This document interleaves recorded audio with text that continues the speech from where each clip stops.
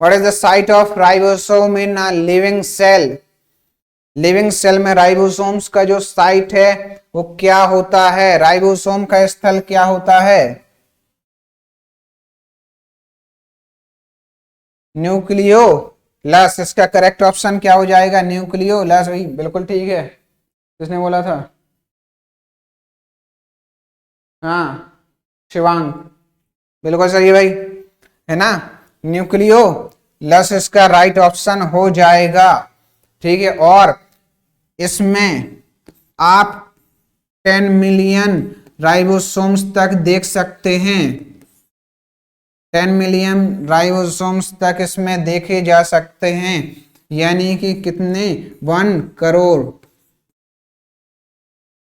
1 crore ribosomes तक nucleolus में आप देख सकते हैं। ठीक है भाई, डन। आगे बढ़े। देखो भाई नेक्स्ट क्वेश्चन।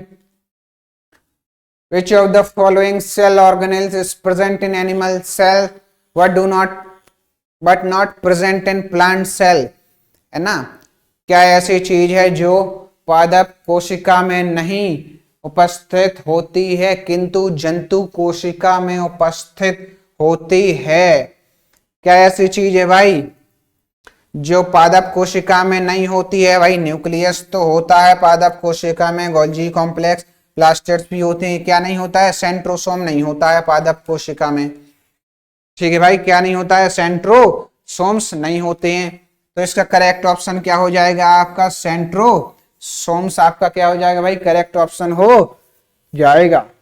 ठीक है, अरे बोलो ना, क्लियर है? बिल्कुल भाई, आगे बढ़े। हाँ, सेंट्रोसोम इसका करेक्ट ऑप्शन हो जाएगा बी। चलिए नेक्स्ट क्वेश्चन की तरफ आगे देखो भाई, जल्दी से फटाफट फटाफट मारो इसका आंसर। बोलो भाई जल्दी फटाफट। Which of the following cell organelles is present in plant cells but absent in animal cell?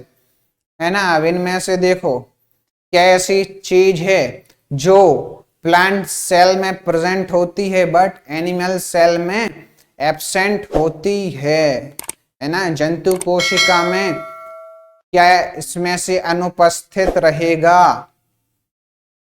जंतु कोशिका में क्या अनुपस्थित रहेगा? जल्दी से फटाफट इसका आंसर मारो, है ना। जंतु कोशिका में बिल्कुल सही आंसर है भाई आपका ना, सी। क्लोरोप्लास्ट एंड प्लास्टिड्स ये सब क्या रहेंगे? जंतु कोशिका में अनुपस्थित रहेंगे। ठीक है, क्या रहेंगे भाई? ये जंतु कोशिका में अनुपस्थित रहेंगे। क्वेश्चन देखो ना भाई। Which of the following cell organelles is present in plant cell but absent in animal cell? कौन सी ऐसी चीज है इसमें से जो जंतु कोशिका में नहीं होगी? जंतु कोशिका में अनुपस्थित क्या होगा? क्लोरोप्लास्ट और प्लास्टिड्स जंतु कोशिका में यानी कि आपके एनिमल सेल में नहीं होगी, है ना। क्लियर है? बिल्कुल बिल्कुल। हाँ, साइटोप्लास्ट क्या होता है?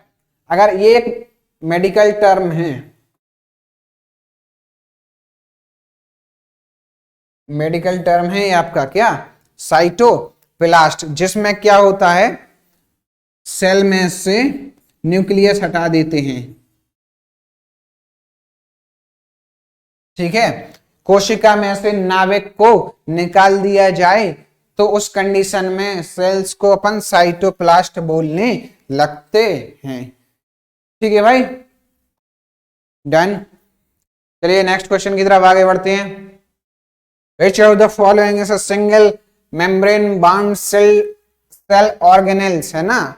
एकल झिल्ली बद्ध कोशिकांग कौन कौन से होते हैं? Vacuole, Golgi apparatus, endoplasmic reticulum, ER। Endoplasmic reticulum के बारे में अगर आपको बताया जाए तो दो टाइप के होते हैं, एक RER रफ एंडोप्लाज्मिक रेटिकुलम, एक होता है SER स्मूथ एंडोप्लाज्मिक रेटिकुलम। ठीक है, किस आधार पे इनको नाम दिया जाता है? एंडोप्लाज्मिक रेटिकुलम पे अगर मान लो आरएनए प्रेजेंट हुए, इसकी सरफेस पे क्या आरएनए, सॉरी आरएनए नहीं, राइबोसोम्स, क्या राइबोसोम्स,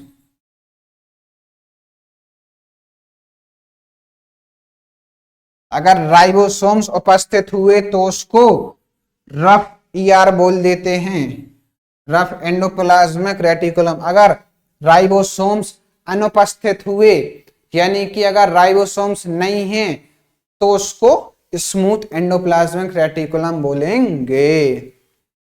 ठीक है, तो इसमें से बात कर रहे थे अपन, एकल झिल्लीबद्ध कोशिकांग कौन सा है भाई? सभी के पास एक ही झिल्ली होती है, सभी सिंगल लेयर्ड होती हैं, इसीलिए D option all of this correct option हो जाएगा इसका। क्या हो जाएगा? All of this. क्यों? क्योंकि इनमें से कोई भी डबल लेयर्ड नहीं होता है, सभी कैसे होते हैं? सिंगल लेयर्ड होती हैं, एकल झिल्लीबद्ध होते हैं सभी इनमें से। ठीक है, इसीलिए ऑल ऑफ दिस, उपरोक्त में से सभी ऑप्शन सही हैं। बिल्कुल, बोलो भाई, बढ़े आगे। चलो देखो फटाफट नेक्स्ट क्वेश्चन, नेक्स्ट क्वेश्चन।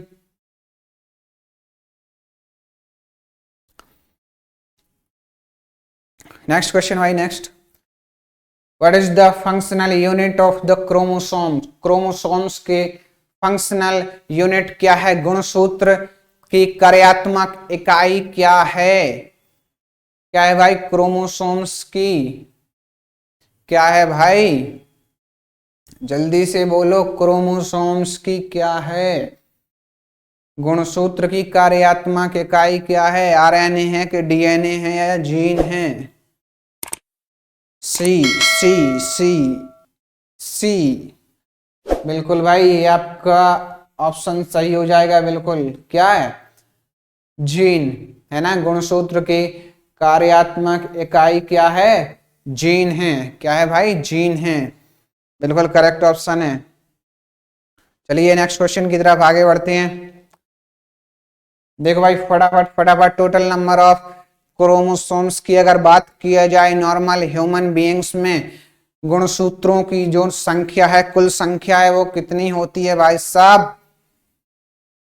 अरे बोलो, गुणसूत्रों की जो संख्या वो कितनी होती है? 23 पेयर्स, यानी कि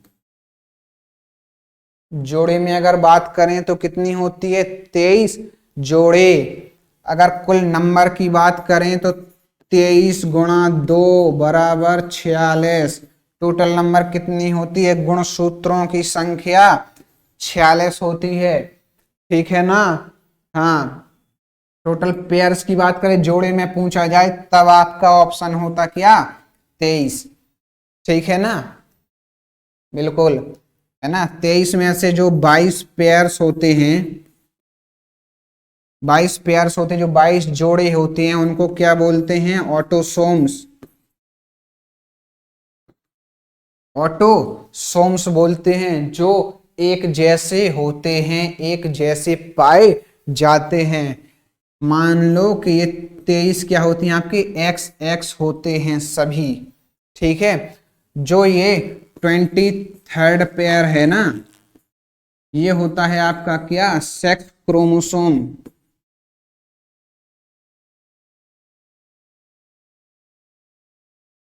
23rd पेयर है, उसको क्या बोलते हैं? लिंग गुणसूत्र बोलते हैं। ठीक है, और इसी के आधार पर लिंग डिसाइड होता है कि लड़का होगी कि लड़की होगी। अगर ये 23वां जोड़ा जो है एक्स एक्स होता है तो क्या होती है? लड़की। अगर ये 23वां पेयर एक्स वाई हो जाता है तो क्या होता है? लड़का। ठीक है, क्लियर है भाई? कई स्पेशल केसेस देखे गए हैं जिनमें ये पेयर्स एक्स्ट्रा हो जाते हैं।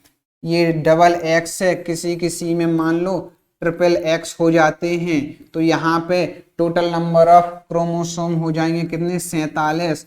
और इस केस में इसको कह देते हैं क्या? Super female,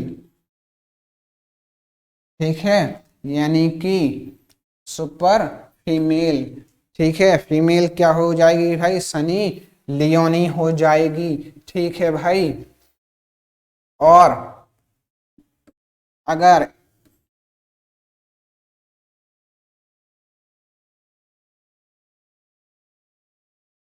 x double Y हो जाएगा, अगर एक क्रोमोसोम बड़ा और वाई कैरेक्टर बड़ा, तब भी 47 होंगे और इस कैरेक्टर में आपका सुपर मेल हो जाएगा, ठीक है, सुपर मेल हो जाएगा, यानी कि इमरान हाशमी हो जाएगा। क्लियर है भाई, डन, बिल्कुल भाई डन।